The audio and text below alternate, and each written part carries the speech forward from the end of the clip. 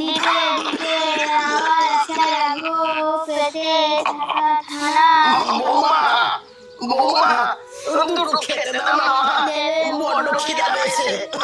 এই নাও গিলে আমাকে উদ্ধার করো, সারাদিন শুধু খাই খাই খাই। মা এটা তো কালু মাছা, এটা তো করে দাদুকে খেতে দিচ্ছ কেন? তা কি আছে, তো দাদু কি মরে গেছে নাকি?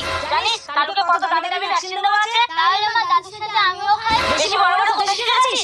চল বাড়ি চল, তোর জন্য ভাত মেখে রেখেছি, ওটাই খা। বৌমা ও বাচ্চা ছেলে ওকে যেন তুমি মেরো না, ও অত কিছু বোঝে না।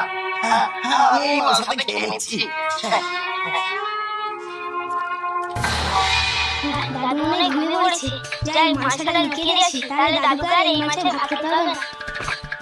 তুমি ঠিকই বলেছো, আমি সেটাই ভাবছি। না বাবা, আমি দাদুকে ছেড়ে শহরে যাবোই না। চুপ কর, তুই কি বুঝিস এইসব ব্যাপারে? কালই তো হোস্টেলে পাঠিয়ে দেবো।